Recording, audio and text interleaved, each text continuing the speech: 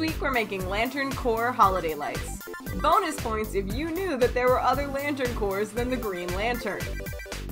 Cool though the Green Lantern is, there's actually as many as there are colors and feelings and life aspects, and so therefore I had to make them into holiday lights. I had to, okay? Anyway, for this week, here's what you need. Wire cutters and needle nose pliers. 18 or 20 gauge wire. Skizzers. Thin scrap cardboard. I like cracker boxes or cereal boxes. Masking tape. White tissue paper. A template for your lights. Mine will be available from a link in the description. Sharpies or any permanent marker. Mod Podge. A small container to water the Mod Podge down in. An old paintbrush. And a string of LED Christmas lights. Once your cardboard is flat, you're going to want to start marking out strips that are a 1/2 inch wide and 6.5 inches long using either a measuring tape or a ruler. Then cut out the number of strips that you want for lanterns. So I made 9 lanterns, so I need 9 strips of cardboard. Once you've cut out all the strips you want, you're going to want to wrap them around something round. It can be a dotting tool, it can be a pen, whatever. You just want to make sure that the plane is on the inside and that the coated is on the outside so that the colors don't affect the light. Then you should have a bunch of curlicues, essentially. Take about 3 inches of wire and fold it in half. Then, using your needle nose plier, create a teardrop shape out of the fold in the middle. Make sure your wires for your lights fit in this fold. Then, take your wire and tape it on to the ends of one of the curlicues to create a circle. Make sure most of it is actually taped up, that way make sure that it's nice and secure and it's not going anywhere. And make sure that the teardrop shape is towards one of the sides of the cardboard ring. Put a ring of Mod Podge on the edge of the cardboard. Then take a single sheet of tissue paper and lay it on top, or lay the cardboard on top, and leave that to dry. Taking another piece of tissue paper, carefully trace the design you want to have on your lantern in pencil. Then, putting your tissue paper on a piece of scrap paper, because there will be bleed through, take your Sharpies and start filling in your pencil tracings. I like to give it a black outline, and then once it has a black outline, fill in the color, but it depends on your choice of image and also what kind of style you're looking for your particular lantern.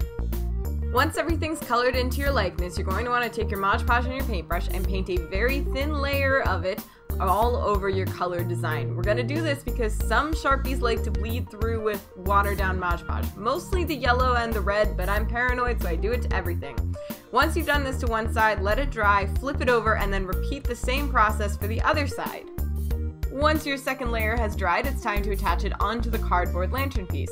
Line it up how you want it to be on your lantern, and then carefully drip some watered down Mod Podge onto it and spread it out over the entirety of the lantern, being very gentle with the paintbrush and very sparing with the watered down Mod Podge. Once everything looks adhered from the front, flip it over and start making sure it's adhered from the back. You'll be able to tell because the colors will get a lot more vibrant. Then, take your skizzers and start cutting off all of the excess. You want to leave 1/4 inch to 1/2 inch all the way around the outside, but everything else needs to come off. Once you've had a nice little ring formed, you're going to want to take your skizzers and start cutting slits all the way around the outside to form tabs. Then take your paintbrush and your watered down Mod Podge and glue all of those tabs down one by one, except for the top tabs where the hole is. Those tabs you want to cut off completely. Once the first side is completely dried, repeat all the steps for the second side, but for attachment, you're going to completely wet the first layer first, and then once that's wetted, you're going to stick the second layer on top. Again, be sparing with the watered down Mod Podge, line it up to the best of your ability, and be very gentle with that paintbrush, but you are probably going to have to apply some pressure. Then just repeat the steps for the sides to fold all those tabs down and to make it really strong. One final thing you can do is you can cut out a piece that matches the side, so I just use a uncurled piece of cardboard to cut out a template, and then carefully glue it around the outside of your lantern. This is entirely aesthetic for when the lights are on. It doesn't at all show when the lights are off if you don't do it. But if you decide to do it, it basically works the same way as the tabs. Just take your paintbrush and water down Mod Podge, and then just continue all around the outside. You want your lanterns to be completely dry before you do this step though.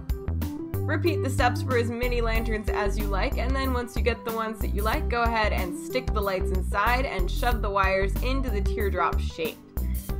Now, I actually found this easier to do once the lights were hung up, but it's up to you.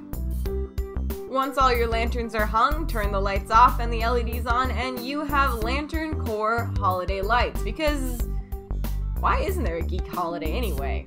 Or maybe that just is Christmas.